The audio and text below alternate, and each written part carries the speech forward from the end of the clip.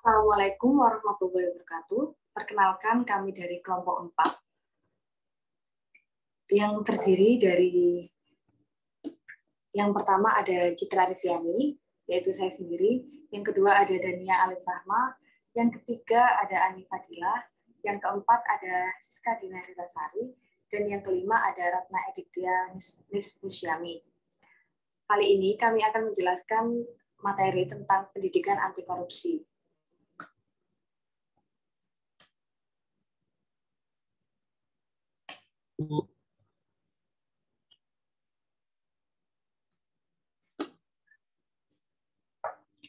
Yang pertama itu ada konsep dasar korupsi. Korupsi di sini memiliki banyak definisi. Yang pertama dapat dilihat dari segi bahasa.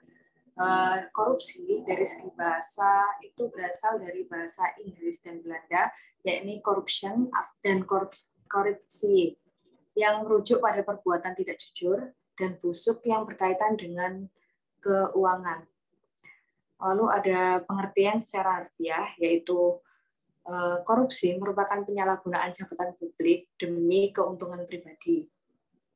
Lalu dalam praktiknya, korupsi lebih dikenal sebagai menerima uang yang berkaitan dengan jabatan tanpa ada catatan administrasi.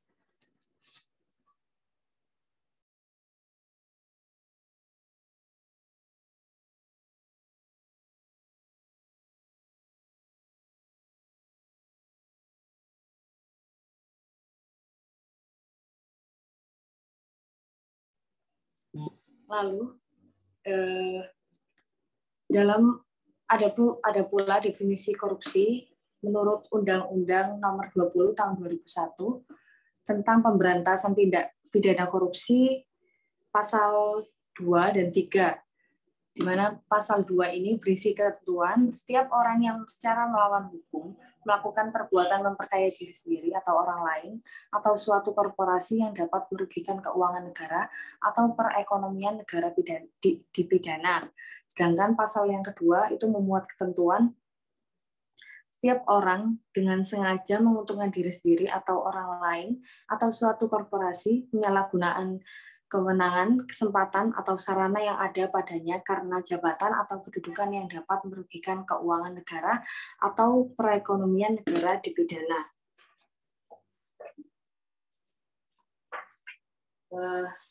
Dari beberapa definisi di atas sehingga dapat ditarik kesimpulan bahwa sesungguhnya istilah korupsi ini memiliki artian yang sangat luas, seperti penyelewengan atau penggelapan uang negara atau perusahaan dan lain sebagainya untuk kepentingan pribadi atau orang lain.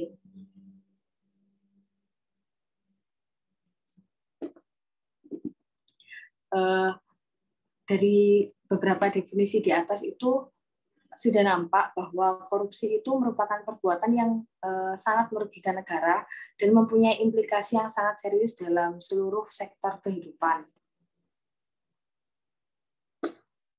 Lalu yang kedua ada sebab-sebab korupsi. Faktor-faktor yang menyebabkan orang melakukan tindakan korupsi ini dapat dibagi menjadi dua, yaitu faktor internal dan faktor eksternal. Untuk faktor eksternal itu kehendak, hasrat, kemauan dari dalam diri sendiri, dan lain sebagainya. Untuk faktor eksternal ini karena yang pertama itu lemahnya pengawasan, yang kedua adanya peluang untuk melakukan tindak pidana korupsi, dan yang ketiga itu karena ajakan atau dorongan dari teman.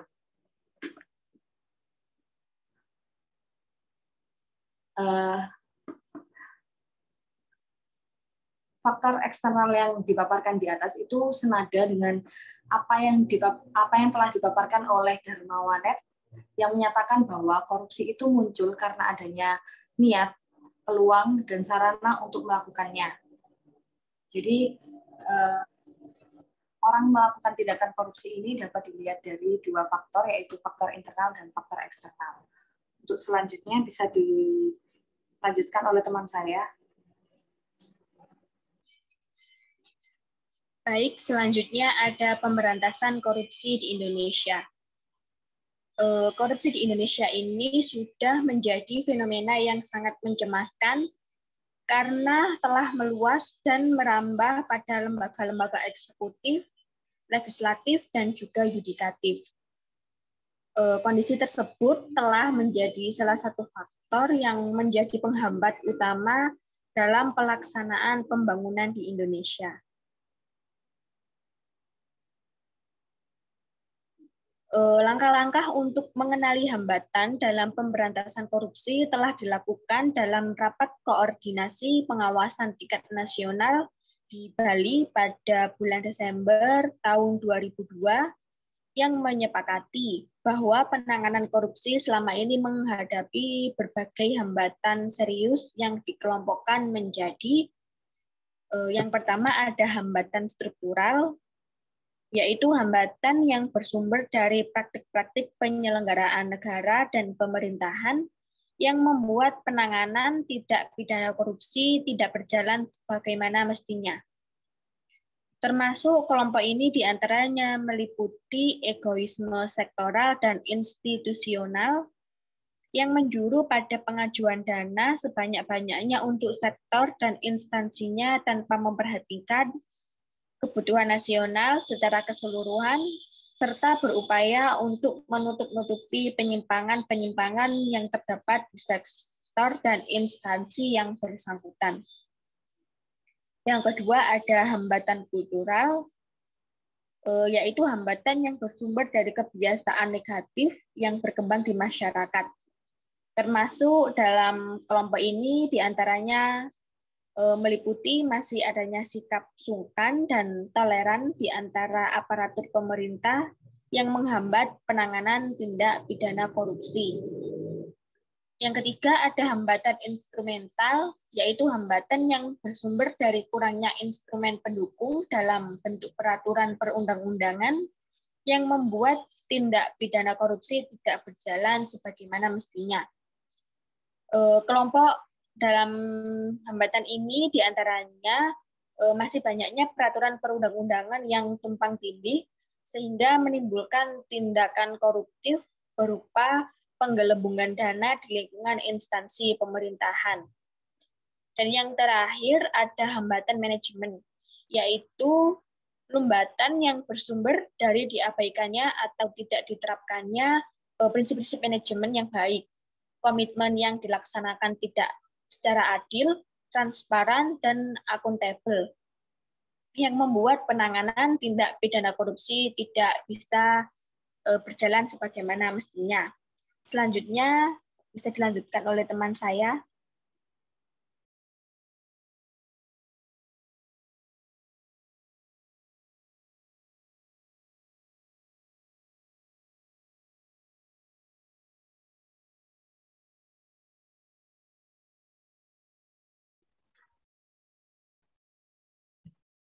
Baik, di sini saya akan menjelaskan tentang strategi pemberantasan korupsi.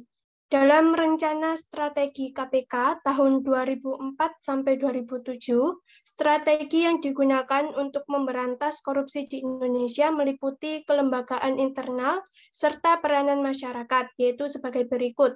Yang pertama, strategi pembangunan kelembagaan. Tujuan dari strategi tersebut agar terbentuk suatu lembaga komisi pemberantasan korupsi yang efektif. Yang kedua, ada strategi penindakan. Tujuan dari strategi tersebut untuk meningkatkan penyelesaian perkara tindak pidana korupsi. Strategi ini berfokus pada level peradilan. Langkah ini juga disebut dengan langkah advokatif dan sering digunakan oleh lembaga-lembaga anti korupsi dalam memberantas korupsi. Yang ketiga ada strategi pencegahan. Tujuannya yaitu untuk membentuk suatu sistem pencegahan tindak pidana korupsi yang handal. Strategi ini melibatkan banyak pihak seperti pemerintah, penegak hukum, legislatif, lembaga swadaya masyarakat, dan lain sebagainya. Keempat yaitu ada strategi penggalangan keikutsertaan masyarakat. Tujuannya yaitu untuk membentuk suatu partisipasi aktif dari komponen bangsa dalam memberantas korupsi. Strategi ini memperkuat dalam aktivitas kampanye anti korupsi yang melibatkan masyarakat umum, ormas, akademisi, pemerintah, dan lembaga swadaya masyarakat. Kegagalan menjalankan strategi penanggulangan dan pemberantasan korupsi di Indonesia, ada satu, sistem pendidikan yang kurang menyadarkan dan menanamkan perbuatan anti korupsi tentang hak dan kewajiban warga negara kepada anak didik. Hal itu terbukti di lingkungan sekitar bahwa anak didik melakukan praktik korupsi dengan membayar uang kepada guru untuk memperoleh nilai yang baik. Hal tersebut akan diulangi lagi ketika mereka mengalami kesulitan untuk mencapai keinginannya. Dan yang kedua, adanya rendahnya pendidikan masyarakat dapat menyebabkan masyarakat menjadi sasaran birokrasi negara dalam memanipulasi sejumlah fasilitas dan pelayanan publik. Selanjutnya akan dibacakan oleh teman saya.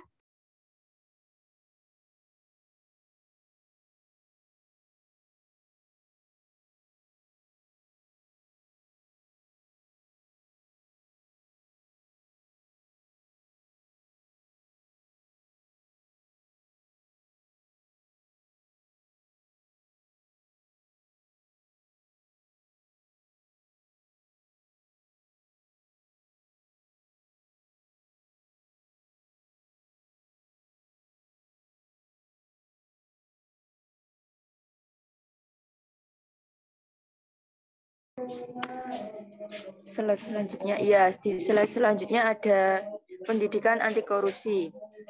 Praktek penanggulangan dan pemberantasan korupsi tidak hanya bergantung pada aspek penegakan hukum, namun juga ditentukan oleh aspek pendidikan, yakni pendidikan anti korupsi yang merupakan fenomena global.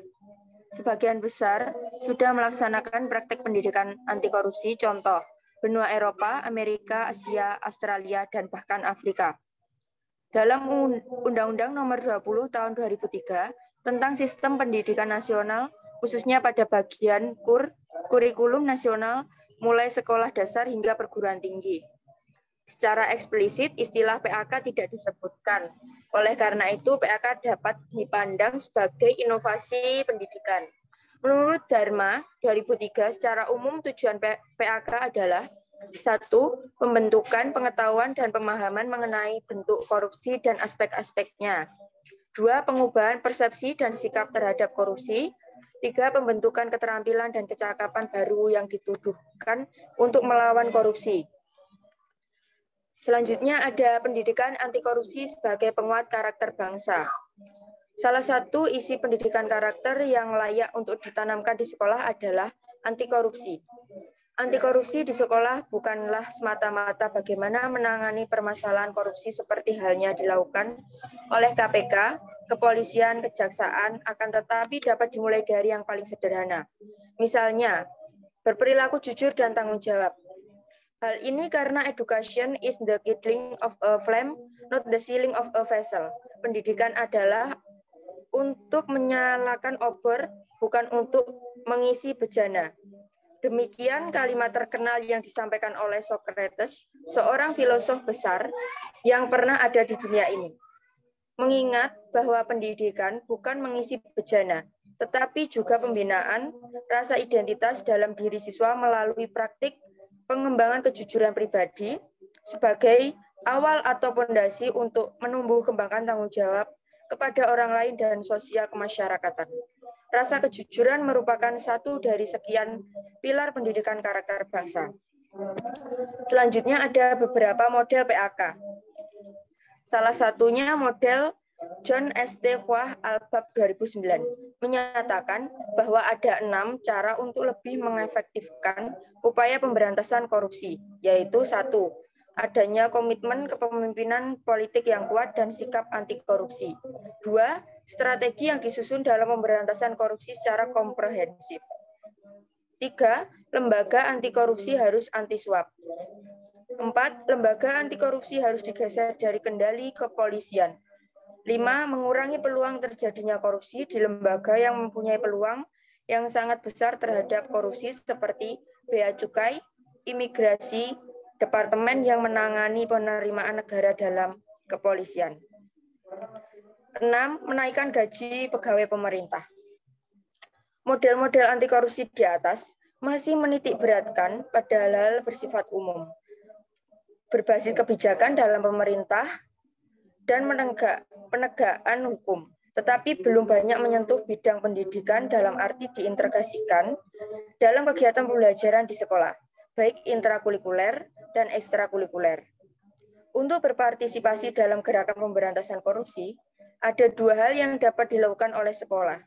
Pertama, proses pendidikan harus menumbuh kembangkan kepedulian tulus, membangun penalaran objektif, dan mengembangkan perspektif universal pada individu.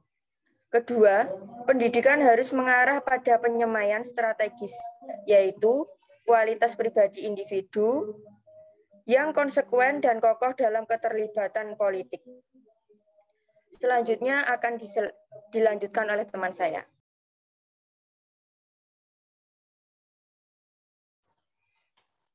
Baik, kesimpulan dari materi kami adalah hasil riset menunjukkan bahwa masyarakat tahu banyak tentang korupsi di Indonesia. Para pelaku korupsi mulai dari kelas kakap sampai pada kelas teri, korupsi sudah terjadi baik dari lembaga yang memiliki wewenang besar maupun yang memiliki wewenang kecil.